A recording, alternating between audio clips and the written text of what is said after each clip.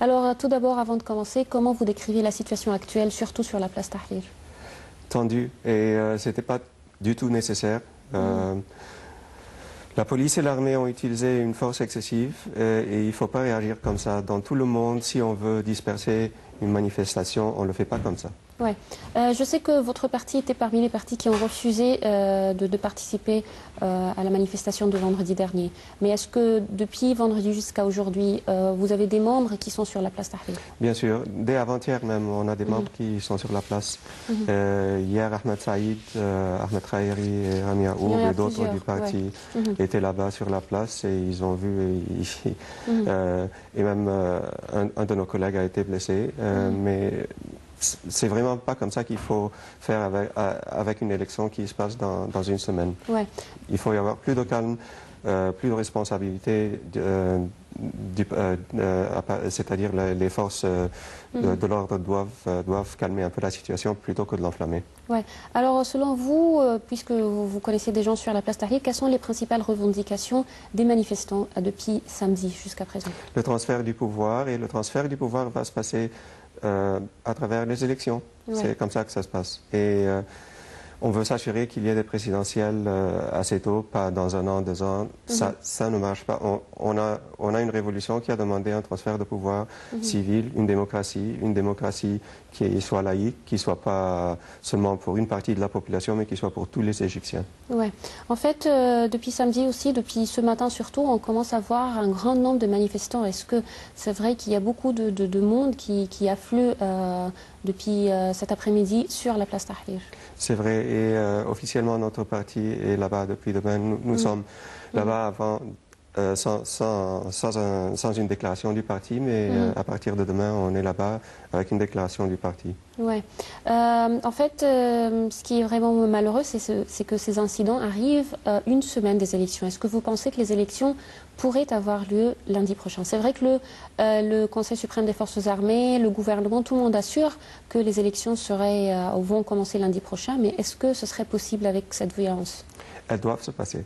Elles doivent se passer le plus tôt possible pour qu'il y ait un transfert du pouvoir. Sinon, c'est la même chose. On continue comme ça a été les quelques mois derniers. Et ce n'est pas bien pour le pays.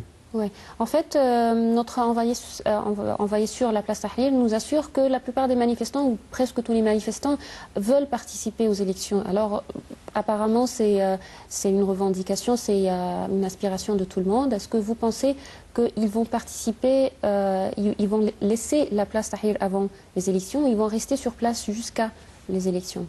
Ils vont laisser la place, bien sûr, pour qu'il y ait des élections et que les élections se passent dans une atmosphère paisible et comme quand il y a eu le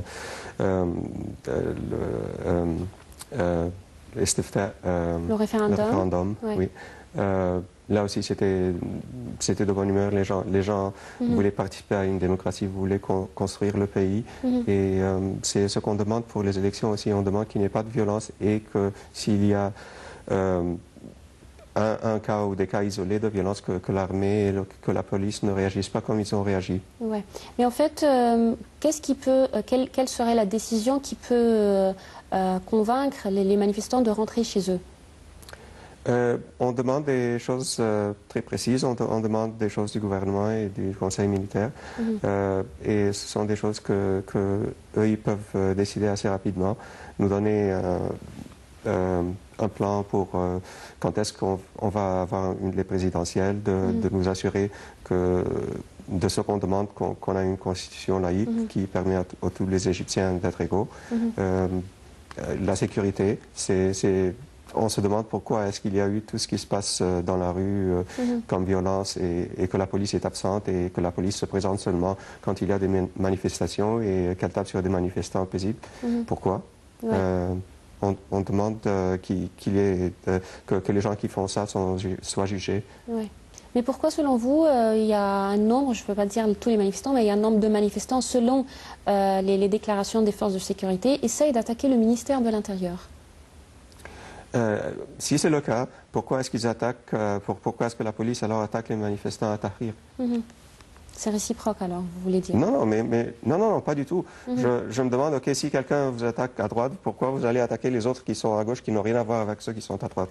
Alors, vous parlez des gens S'il y a quelqu'un qui attaque un Mm. bâtiment public ou n'importe quel que soit le bâtiment, ok, bon, vous traitez avec ces gens-là, vous faites de telle sorte qu'ils n'arrivent pas au bâtiment. Mais ceux qui étaient à Tahrir, c'était des gens qui n'avaient rien fait contre qui que ce soit. Ils n'avaient pas d'armes, ils n'avaient rien du tout. Ouais. Est-ce que les différents partis politiques dans le pays, ces jours-ci ou depuis samedi, essayent de faire quelque chose pour calmer les manifestants et les convaincre de rentrer chez eux jusqu'à la tenue des élections? Exactement, c'est ce qu'on a fait depuis que ça a commencé vendredi. Vendredi, on n'a pas pris parti parce que les déclarations que vous avez vues. Et puis après ça, quand ça a tourné à la violence, on a tout de suite essayé de calmer les gens et on est allé avec eux, on les a aidés. Et on essaie de calmer la situation parce que personne ne gagnera s'il y a plus de violence, personne ne gagnera s'il y a des problèmes avec les élections. On veut des élections qui reflètent vraiment le désir des Égyptiens, de tous les Égyptiens, pas d'une section extrême des Égyptiens qui peut sortir pendant que l'autre reste à la maison. On veut que tous participent. On parle des élections qui ont lieu dans une semaine. C'est exactement lundi prochain que le processus électoral commence. Vous ne pensez pas aussi que les partis politiques jusqu'à présent n'ont pas vraiment fait grand pas en ce qui concerne les programmes électoraux? C'est-à-dire, on ne sait pas trop quel parti veut faire quoi. C'est vrai qu'il y a des programmes qui commencent à apparaître dans les journaux, dans la télévision, mais ce n'est pas assez. Les Égyptiens libres avaient un programme prêt en mai, dès qu'ils ont été formés. Et j'ai écrit le programme économique, ou la plupart du programme économique du parti. Et on l'a publié sur notre site web et il est bien connu par ceux qui regardent. Et le problème, c'est qu'on n'a pas eu de temps pour faire la campagne électorale. On nous a annoncé il y a moins qu'une semaine qui seront les candidats acceptés pour faire les élections. Et nous, on avait les candidats prêts depuis quelque temps, mais jusqu'à ce qu'on ait toutes les procédures légales, etc., ça nous a pris beaucoup de temps. Et les candidats ont simplement 2 semaines pour faire la campagne électorale. C'est pas croyable. Et notre parti a des programmes économiques, un programme économique qui va conduire l'Égypte à un développement et va nous rendre notre place parmi le monde développé. Et on a un programme pour l'éducation qui va nous mettre de nouveau parmi le monde premier parce que à l'instant l'éducation n'est pas bonne. Les gens, les élèves étudient par cœur, ils n'apprennent pas vraiment, ils ne comprennent pas vraiment ce qu'ils étudient, ils répètent à l'examen ce qu'ils ont étudié par cœur. C'est pas comme ça qu'on bâtit un pays. Ça, c'est l'investissement le plus important, l'investissement dans nos enfants, notre pays, ceux qui vont bâtir notre pays. Alors aussi, ce qui est nouveau cette année pendant les élections, c'est les listes. Et pour faire des listes, plusieurs partis se sont rassemblés ensemble. Vous avez choisi plusieurs autres partis pour faire une liste commune. Alors sur quels critères vous choisissez les partis avec lesquels vous rédigez une liste? La liste contient les sociodémocrates égyptiens et contient également. Et ce sont 3 partis qui se sont mis d'accord sur l'Égypte qu'on veut voir. Nous sommes de droite, de gauche, du centre, mais on est tous d'accord qu'il y a une injustice sociale qu'il faut tout de suite adresser dès qu'on rentre, si on rentre au gouvernement. Il y a des problèmes qu'on est tous d'accord comment on va les résoudre et ça vous montre que les Égyptiens ont la bonne volonté de se mettre ensemble et de travailler ensemble, même s'ils sont de croyances différentes, que ce soit droite, gauche, musulmans, chrétiens et tout. Est-ce que c'était facile de mettre la liste? Je sais qu'au début, il y avait des problèmes entre les différents partis pour mettre quel parti aura le premier nom, lequel le deuxième, et ainsi de suite. On est arrivé à un compromis. C'est comme ça la politique, c'est comme ça dans la vie en général, pas seulement en politique.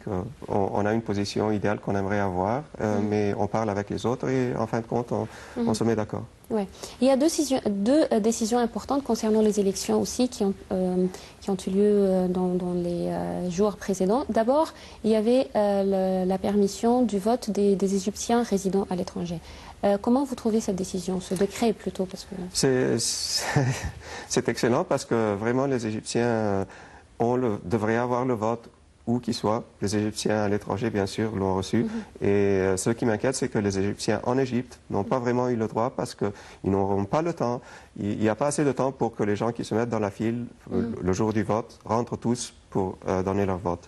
Et c'est ce que j'ai demandé plusieurs fois, qu'on garantisse que les gens qui sont dans la queue, si elle est longue ou pas, qu'elle soit longue, qu'elle continue après 7 heures du soir ou pas, il faut qu'ils rentrent et qu'ils donnent leur vote. Et moi, j'ai demandé même qu'on ait un jour en plus pour que les élections continuent, parce que vraiment, je ne vois pas comment 51 millions qui ont le droit de vote en Égypte pourront donner leur vote avec un délai d'un seul jour ou 11 heures.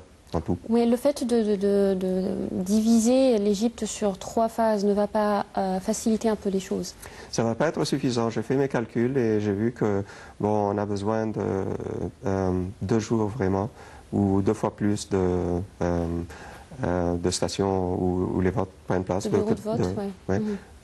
Et c'est pas suffisant. Et celui qui arrive là le premier, c'est celui-là qui va dicter le vote, qui va dicter le résultat. Est-ce que vous pensez vraiment qu'à 7 heures, ils vont fermer les bureaux de vote et faire partir les gens qui sont là? À 7 heures, ils sont supposés fermer. La cour de l'école va comprendre ceux qui vont voter et ceux qui sont en dehors de la cour, qui font la cour encore, ne vont pas être acceptés. C'est ce qui a été dit. Ouais. Alors, est-ce que vous essayez de faire un compromis ou de régler cette question avec le Conseil suprême? On nous a promis qu'ils vont laisser ça un peu plus tard, etc. Mais c'est à voir. Et c'est quelque chose qui est très important parce que on a vu le décret. Tous les Égyptiens ont le droit du vote. Et si on permet le droit du vote aux Égyptiens qui sont à l'étranger, en Égypte aussi, ils doivent avoir le droit du vote. Si on revient encore une fois aux Égyptiens résidant à l'étranger, est-ce que ces Égyptiens ont pu accéder à vos programmes électoraux? Nos programmes sont sur le web, mais je reviens de nouveau à notre problème des candidats. Ils ne savent même pas encore comment est-ce qu'ils vont voter. Est-ce qu'ils vont voter pour des candidats qui seront là-bas à les représenter, eux, ou est-ce qu'ils voteront pour des candidats en Égypte? On n'a pas reçu les nouvelles sur ça. C'est pas encore précisé, non. Comment est-ce qu'on peut faire une élection dans une semaine et on ne sait même pas pour qui on va voter et on n'arrive pas à parler à notre candidat? C'est-à-dire, vous voulez dire que ce n'est pas encore décidé si c'est pas encore décidé par... Et puis, c'est une élection qui est faite, qui est bâclée comme ça, c'est pas juste, c'est pas bien parce que les gens vont voter sur quoi? Ils vont voter sur des idées floues qu'ils ont, des réputations, mais ils ne vont pas voter sur des programmes. La deuxième décision concernant les élections qui était aussi très importante, c'est le fait de ne pas interdire aux ex-membres du PND, du Parti national-démocrate, de participer à ces élections. Alors, comment vous avez réagi à cette décision? C'est une mauvaise décision. Ceux qui ont gâché la politique ne doivent pas avoir la permission de la gâcher de nouveau. Et ce que je viens d'entendre, c'est qu'il y a eu finalement quelque chose, un autre décret contre eux, mais je ne vois pas comment ça va s'appliquer de nouveau dans une semaine ou avant une semaine. Et même si ça s'applique pendant cette semaine, les listes seront imprimées. Les scrutins, comment est-ce qu'ils vont changer ça? Alors, est-ce que vous ne pensez pas aussi que... D'abord, est-ce que vous pensez que tous les membres du PND étaient des personnes corrompues qui ne doivent pas participer, ou il y en a qui étaient obligés de participer au PND? Non, pas du tout. Et c'est pour ça que je vous dis que c'est difficile, parce qu'on sait que les gens, la crème qui était en haut avait gâché la vie. Mais la crème est en prison, il n'y a pas de problème. Pas nécessairement, non. Il y a plusieurs membres du parti qui avaient des positions importantes, assez importantes, qui sont encore en liberté, qui font leur campagne, qui ont même leur parti maintenant. Et il y avait 3 millions de membres à peu près de ce parti. Ils ne sont pas tous mauvais. Il y a des gens qui voulaient vraiment aider le pays. D'autres ont décidé de ne pas participer. Et il faut distinguer entre les deux. Il faut essayer de les séparer. Et c'est pour ça que ça prendra du temps. Et ça aurait dû être fait. On a eu 8-9 mois pour préparer pour ces élections. Pourquoi, à la dernière minute, on reçoit tous ces décrets et toutes ces surprises? Alors, est-ce que vous ne pensez pas aussi que les Égyptiens maintenant sont beaucoup plus mûrs et ils peuvent vraiment différencier ou choisir entre celui qui est vraiment bien, celui qui avait participé à gâcher la vie politique en Égypte? C'est possible. Allons élire voter ces personnes. contre. C'est possible, mais ils ont beaucoup d'argent, ils ont beaucoup de puissance encore. C'est pas idéal. S'ils n'avaient pas ces moyens, bon, oui, j'aurais dit oui, c'est le cas. Mais vous ne trouvez pas que même s'ils réussissent à avoir des voix, même s'ils participent au Parlement, est-ce que vous ne pensez pas que les gens vont vraiment surveiller leur activité et à chaque fois qu'ils voient quelque chose qui ne va pas, qui peut nuire à la vie en Égypte, ils seront scandalisés partout? C'est possible, oui, mais le problème, c'est que ce Parlement est unique. Ce Parlement écrira plus ou moins notre Constitution. Et cette Constitution va rester avec nous des centaines d'années, si elle est bonne. Et c'est pour ça qu'on n'a pas le temps de faire le tri. Il faut que les gens qui rentrent dans le Parlement soient des gens qui soient bons, qui ne soient pas criminels, qui n'aient pas un passé douteux. Et il n'y a pas vraiment de marge d'erreur qu'on puisse avoir, parce que vous dites, par exemple, s'il y a quelques-uns qui rentrent, bon, ces quelques-uns peuvent faire la différence entre qui a la majorité au Parlement. Et dans ce cas-là, ceux qui ont la majorité au Parlement peuvent être des gens comme eux ou peuvent être influés par eux. Ouais. Mais est-ce que vous pensez vraiment qu'il s'agit d'un Parlement unique? Est-ce que vous pensez que vous pensez pas que ce ne serait pas le meilleur Parlement, mais c'est juste un pas en avant dans le pays?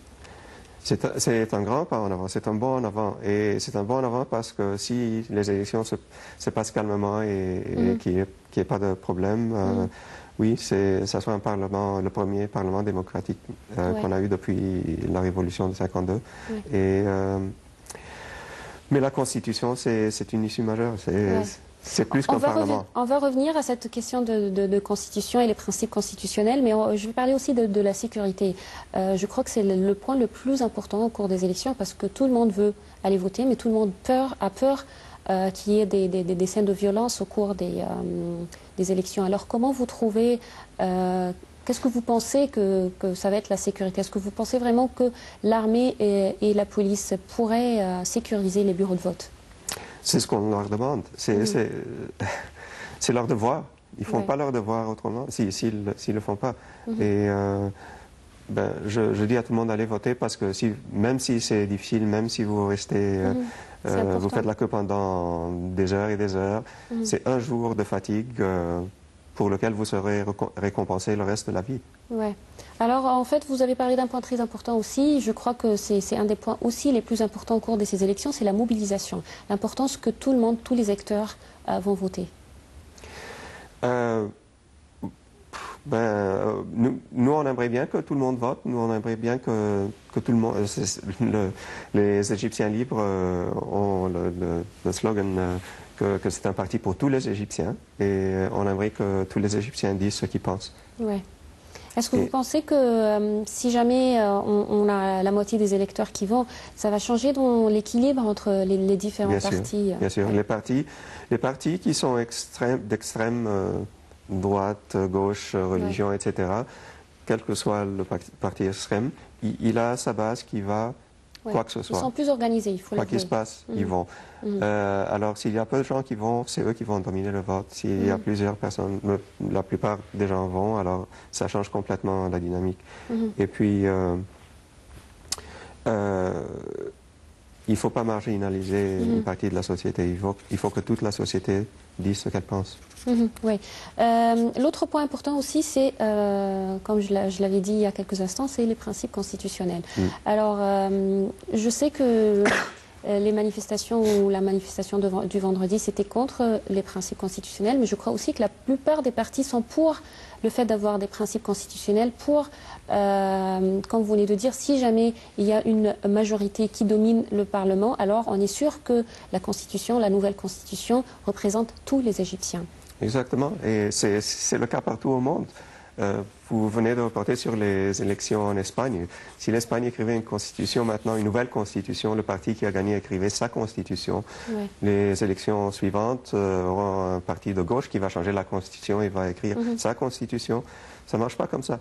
Et puis, si un parti rentre maintenant en Égypte, gagne les élections et écrit sa constitution et qu'elle ne permette pas la vraie démocratie où les gens ont le droit de changer plus tard, c'est fini, on a cette constitution pour la vie. C'est pas bien.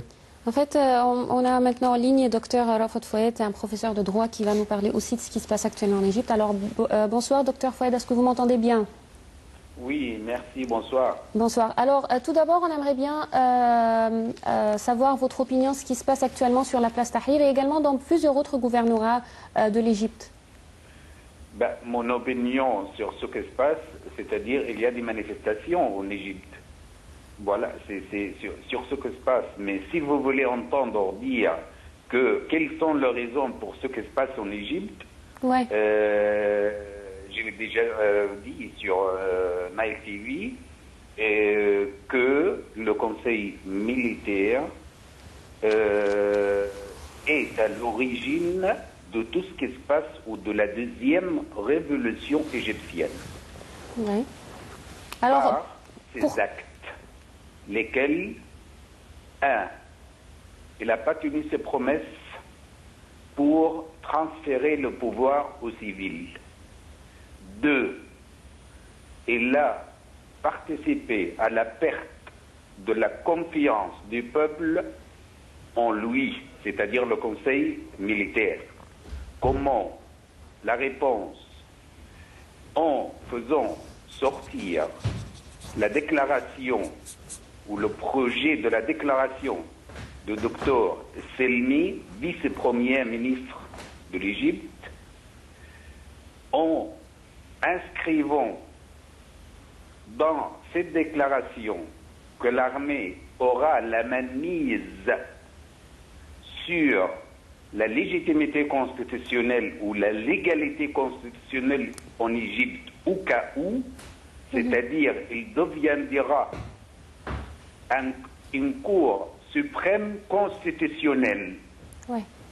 En changeant de son rôle de défendre les frontières et la sécurité et l'intégrité des territoires égyptiens.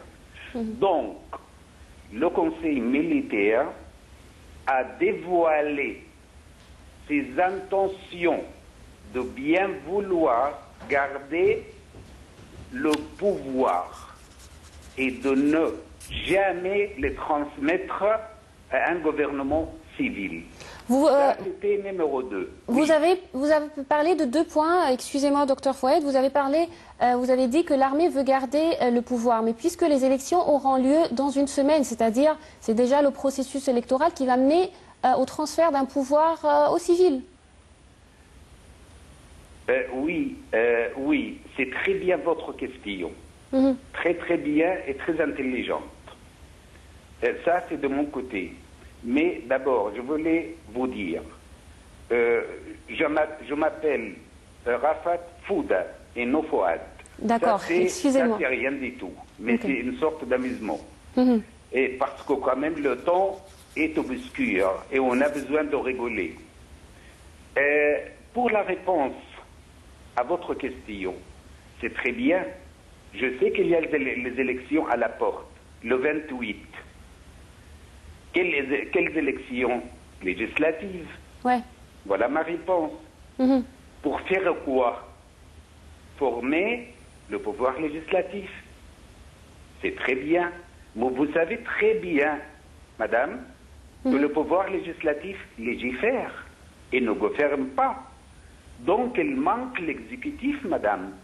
Il manque le pouvoir qui gouverne le pays, madame. Oui, mais en fait, les législatives, c'est le début du processus électoral dans le pays. Les législatives seront suivies par des élections présidentielles. Justement, je ne voulais pas vous couper. Je ne voulais pas vous couper du tout. Ouais. Mais c'est le début. Ou la fin, madame. Il n'est pas prévu dans la déclaration constitutionnelle de mars 2011. Il était prévu dans les articles au référendum, soumis au référendum, qu'il y aura des élections d'assemblée parlementaire. Pourquoi faire? Le pouvoir législatif. Et qu'est-ce qu'ils vont faire, le pouvoir législatif? L'Assemblée constituante. Et l'Assemblée constituante, qu'est-ce qu'il fait? Il fait le projet de la Constitution. Ou le gouvernement, ou le président de la République, madame, et rien n'est prescrit dans la déclaration constitutionnelle émise par les militaires et qui gouverne l'Égypte actuellement. C'est-à-dire, quelle est la constitution égyptienne? C'est la déclaration constitutionnelle. On suit quelles règles? On est soumis à quelles règles? La déclaration constitutionnelle. Donc, même si les élections auront lieu, même s'il y aura de assemblée législative, il n'y aura pas de gouvernement, ni dans la déclaration constitutionnelle, ni dans l'intention des militaires. Pourquoi? Parce que dans la déclaration constitutionnelle, il y a une piège, madame. Quel est piège? C'est marqué noir sur blanc que le Conseil supérieur militaire ne laissera pas ou ne cédera pas le pouvoir aux civils qu'après l'élection présidentielle.